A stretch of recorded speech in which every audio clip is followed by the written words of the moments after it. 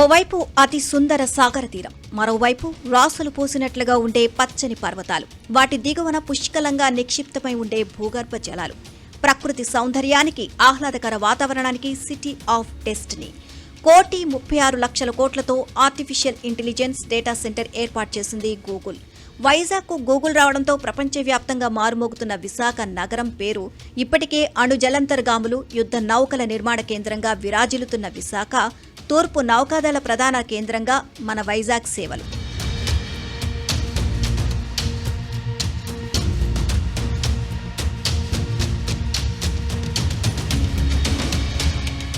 ఇంతటి వైవిధ్యం, ప్రత్యేకతలు ఉన్న విశాఖకు దశాబ్దాలుగా ఒక నెరవేరని హామీ, తీరని లోటుగా కనిపిస్తోంది.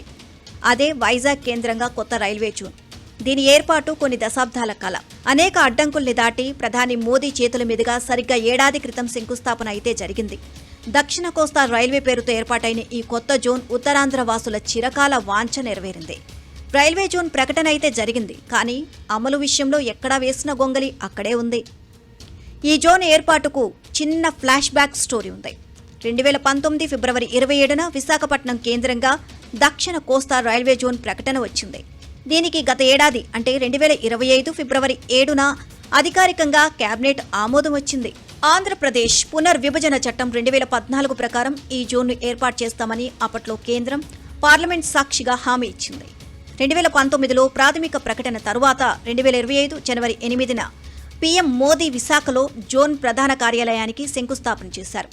ఈ కొత్త జోన్లో విశాఖ, విజయవాడ, గుంటూరు, గుంతకల్ డివిజన్లను కలుపుతూ కొత్త జోన్ ఏర్పాటు చేశారు. దీంతో రైల్వే సేవలు, ఉపాధి అవకాశాలు పెరిగే అవకాశం ఉంది. అక్టోబర్ 2025 నాటికి కార్యకలాపాలు ప్రారంభమవుతాయని స్థానిక ఎంపీ శ్రీభారత్ ప్రకటించారు. జనవరి 2025లో డిపిఆర్ను సమర్పించగా జూలై 2025లో రైల్వే బోర్డు ఆమోదించింది. జీఎంను కూడా నియమించింది. ముడసర్లువలో ప్రధాన కార్యాలయ నిర్మాణానికి అడుగులు పడ్డాయి. రాష్ట్ర పునర్వ్యవస్థీకరణలో భాగంగా రైల్వే జోన్ ప్రకటన జరిగింది. దేశ ప్రధాని చేతుల మీదుగా భూమి పూజ కూడా జరిగింది. దాదాపుగా సంవత్సరం గడుస్తున్నా ఇప్పటికీ రైల్వే జోన్ ప్రకటన కేవలం మాటలకే పరిమితమైంది. కానీ అభివృద్ధి బాటలో మాత్రం కేవలం అడుగులు మాత్రమే పడుతున్నాయి. దీనికి అడ్డంకులు ఏమైనా ఉన్నాయా? సమస్యలకు ఏమైనా కారణాలు ఉన్నాయా? దీనిపైన మరింత విశ్లేషణ చేసేందుకు పూర్తి గ్రౌండ్ రిపోర్ట్ చూద్దాం. దక్షిణ కోస్తా రైల్వే జోన్ డిపిఆర్లో ప్రధాన కార్యాలయ నిర్మాణానికి 106,89,00,000 అంచనా ఖర్చుగా నిర్ణయించారు. 2023-24 బడ్జెట్లో దీనికి 10 కోట్లు కేటాయించారు. డిపిఆర్లో పేర్కొన్న ప్రకారం ముడసర్లువలో 52.2 ఎకరాల భూమి అవసరం. దీన్ని ఏపీ ప్రభుత్వం కేటాయించింది. అయితే అదనంగా 200 కోట్లు కావాలని రివైజ్డ్ డిపిఆర్లో కోరితే పరిగణలోకి తీసుకుంది రైల్వే బోర్డు.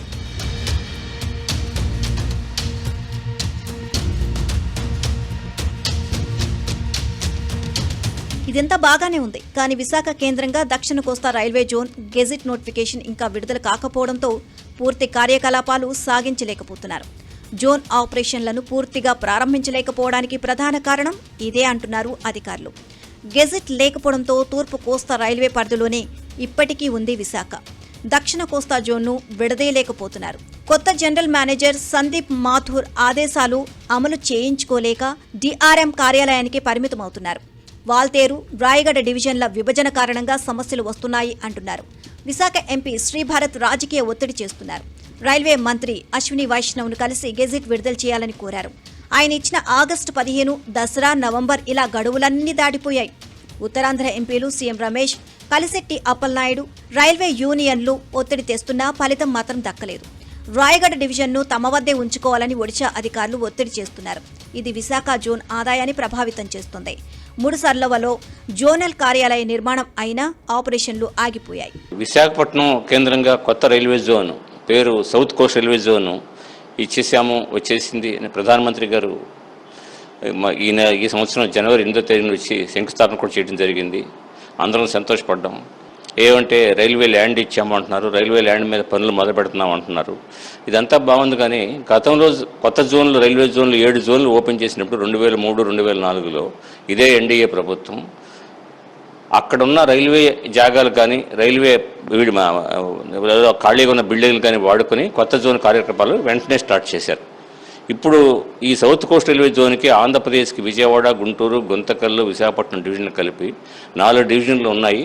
ఈ 4 డివిజన్లు కలిపి ఏదైతే విశాఖపట్నం కేంద్రంగా కొత్త జోన్ ఏర్పాటుకి ప్రధానమంత్రి గారు శంకుస్థాపన చేశారో దీన్ని వెంటనే కార్యకలాపాలు ప్రారంభించాలని చెప్పేసి మేము డిమాండ్ చేస్తున్నాం.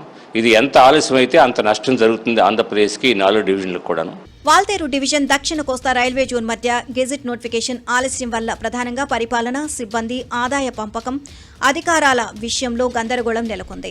డ్యూయల్ మేనేజ్మెంట్ లాంటి సాంకేతిక సమస్యలు తలెత్తుతున్నాయి. దక్షిణ కోస్తా రైల్వే జోన్ను కేంద్రం ప్రకటించి 7 గడుస్తున్నా జోన్ పూర్తిగా అమల్లోకి రావడానికి అవసరమైన గెజిట్ నోటిఫికేషన్ త్వరలో వస్తుందని ప్రజాప్రతినిధులు చెబుతున్నారు. వాల్తేరు డివిజన్ను విడగొట్టి ఒక భాగాన్ని కొత్త విశాఖ డివిజన్గా, దక్షిణ కోస్తా రైల్వే జోన్లో మిగతా భాగాన్ని రాయగడ డివిజన్గా, తూర్పు కోస్తా రైల్వే జోన్లో ఉంచే ప్రణాళిక ఉన్నప్పటికీ పూర్తిస్థాయి అమలుకు చివరి నోటిఫికేషన్ పెండింగ్లోనే ఉంది. ఒకవైపు కొత్త దక్షిణ కోస్తా జోన్ జనరల్ మేనేజర్ కార్యాలయం ది డెక్ భవనంలో ఏర్పాటు చేశారు. మరోవైపు ఇప్పటికే వాల్తేరు తూర్పు కోస్తా రైల్వే జోన్ కింద ఉండడంతో డిఆర్ఎం మరియు ఇతర అధికారులు, ఇద్దరు జీఎంల మధ్య ఆదేశాలు, సమీక్షల మధ్య సందిగ్ధం కొనసాగుతుందనే చెప్పాలి.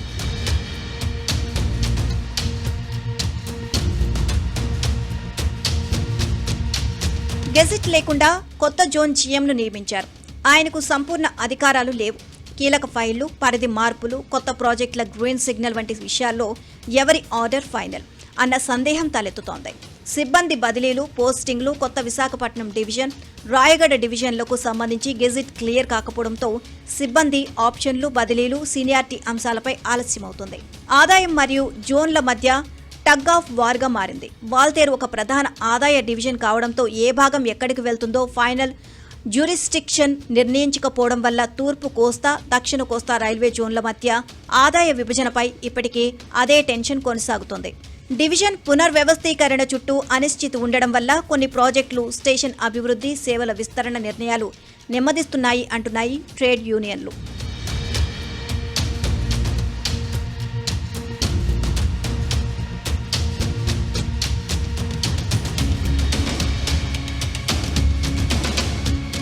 వాల్తేరు డివిజన్ నుంచి రాయగడ డివిజన్గా విడగొడితే విశాఖకు ఆర్థికంగా, ప్రతిష్టపరంగా బాగా నష్టం.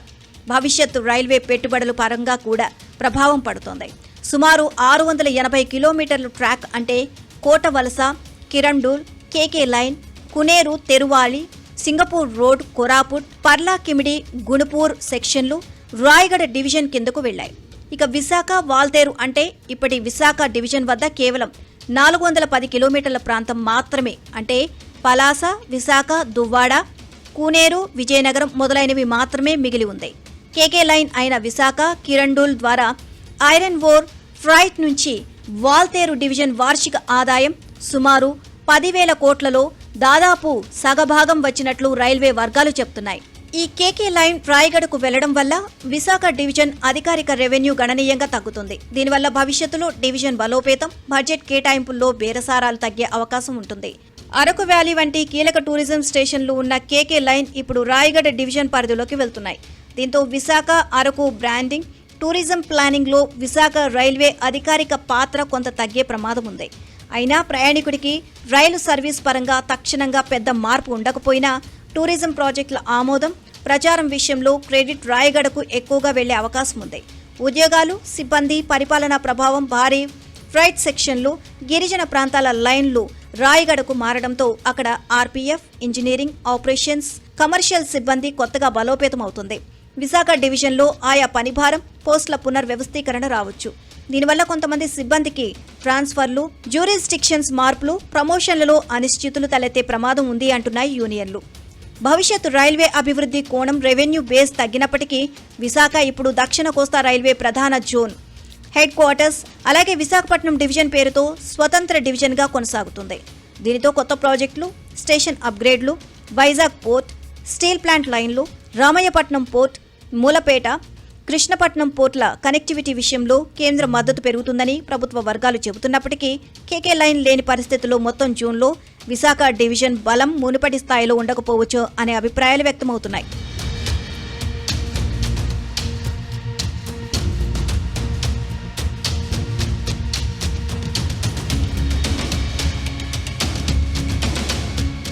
వాల్తేరు డివిజన్లో ఉన్న ఇన్ఫ్రాస్ట్రక్చర్ రాయగడ డివిజన్లో లేనందున డివిజన్ ఏర్పాటుకు ఆలస్యం జరుగుతున్నట్లు సమాచారం. వాల్తేరు డివిజన్లో పనిచేసిన అనుభవం ఉన్న ఉద్యోగులను రాయగఢ డివిజన్లో పనిచేసేందుకు పంపించడంపై ఉద్యోగుల్లో సైతం వ్యతిరేకత వస్తోంది. విశాఖలో పనిచేసే వారికి మొదటి ప్రాధాన్యంగా తమను అక్కడే కొనసాగించాలని డిమాండ్లు వినిపిస్తున్నాయి. మరోవైపు రాయగఢ్లో తాత్కాలిక భవనాలు ఏర్పాటు చేసి ఉద్యోగులను తరలించే ప్రక్రియపై రైల్వే అధికారులు పావులు కదుపుతున్నట్లు తెలుస్తోంది. తూర్పు కోస్తా రైల్వేలో ఆదాయాన్ని సమకూర్చిన వాల్తేరు డివిజన్ను 2 భాగాలుగా విడదీశారు. పర్యాటక పరంగా సరుకు రవాణాలో వాల్తేరు డివిజన్ను అత్యంత ఆదాయాన్ని సంపాదించిన కేటగిరీని రాయగఢ్ కేటాయించారు. విశాఖకు మాత్రం ఎటువంటి పర్యాటకం అదేవిధంగా సరుకు రవాణా లేకుండా పరిధిని సైతం తగ్గించారు. దీనిపై విశాఖ వాసులు ఆగ్రహం వ్యక్తం చేస్తున్నారు. విశాఖ డివిజన్లోని పోర్టులు మరియు స్టీల్ ప్లాంట్ పోర్టుల వల్ల ప్రాంతీయ ఆర్థిక వృద్ధి, ఉపాధి అవకాశాలు, వాణిజ్య పెరుగుదల వంటి లాభాలు చేకూరే అవకాశం ఉంది. ఈ సౌకర్యాలు భారీ కార్గో హ్యాండ్లింగ్, పరిశ్రమల అభివృద్ధి, రవాణా సౌలభ్యాన్ని పెంచుతాయి. రామయ్యపట్నం పోర్టు తొలి దశలో 34 mm TPA సామర్థ్యంతో నిర్మిస్తున్నారు. ఇది ప్రత్యక్షంగా 40,000 మందికి ఉపాధి కల్పిస్తుంది. ఇది ఆంధ్రప్రదేశ్ అభివృద్ధికి కీలకం. సోలార్ PV మోడ్యూల్స్ వంటి పరిశ్రమలను ఆకర్షిస్తూ పరోక్ష లాభాలు అందిస్తుంది. Krishnapatnam port dry bulk container కార్గోలను హ్యాండిల్ చేసి ప్రాంతీయ ఆర్థిక వృద్ధిని పెంచుతుంది. ఇప్పటికే Krishnapatnam port 37 MMT cargo record సాధించింది. ఎగుమతులు, దిగుమతుల పెరుగుదలతో పరిశ్రమలు, ఉపాధి అవకాశాలు పెరుగుతాయి. 4,000 కోట్ల పెట్టుబడితో భావనపాడు పోర్టును 23.53 mm TPA సామర్థ్యంతో నిర్మిస్తున్నారు. విశాఖపట్నం పోర్టు అథారిటీ 49% వాటా తీసుకోవాలని ప్రతిపాదించింది. ఇది ఉత్తర ఆంధ్ర అభివృద్ధికి, కార్గో హ్యాండ్లింగ్ పెరుగుదలకు దోహదపడుతుంది. Steel plant port Visakha steel plant port raw materials, import, finished products ఎగుమతులకు సహాయపడుతుంది, లాభాల్లోకి తీసుకువస్తుంది. 11,440 కోట్ల రివైవల్ ప్యాకేజీతో ఉద్యోగాలు, పరిశ్రమల వృద్ధి జరుగుతాయి. BMRDA డెక్ బిల్డింగ్ లో కొత్త రైల్వే జోన్ వాళ్ళ ఆఫీస్ రెనోవేషన్ ఎక్కడి దాకా వచ్చిందని చూడడానికి రావడం జరిగింది. ఫ్లోర్ 6, ఫ్లోర్ 7లో రైల్వే జోన్కి ఇక్కడ కేటాయించడం జరిగింది. ఇంచుమించు 40,000 స్క్వేర్ ఫీటు. ఎందుకంటే వాళ్ళ పర్మనెంట్ జోన్ బిల్డింగ్ వాళ్ళ కన్స్ట్రక్షన్ జరుగుతుంది. వాళ్ళ అంచనా ప్రకారం ఫిబ్రవరి, మార్చ్ 2027లో అది పూర్తవుతుంది. కాబట్టి దాని లోపల జోన్ నోటిఫికేషన్ అయ్యి జోన్ ప్రారంభించాలి, దానికి ఒక ఆఫీస్ కావాలని ఆల్మోస్ట్ 1 సంవత్సరం క్రితమే అడగడం జరిగింది. సో అది VMRDA డెక్ ఇచ్చిన తర్వాత వాళ్ళు లాస్ట్ ఒక 4-5 months ఈ రెనోవేషన్ చేస్తున్నారు. మంచి షేప్కి వచ్చింది. 6వ ఫ్లోర్, 7వ ఫ్లోర్ కూడా 4 రోజుల్లో పూర్తయిపోతుంది.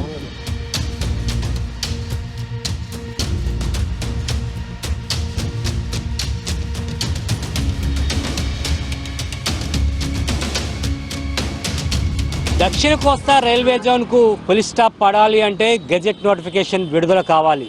ఇది రాజకీయ నిర్ణయం ముడిపడడంతో ఆలస్యమవుతుంది. కానీ రాజకీయ నాయకులే ఇటీవల కేవలం త్వరలోనే గెజెట్ నోటిఫికేషన్ విడుదలవుతుందంటూ కూడా శుభవార్త చెప్పారు.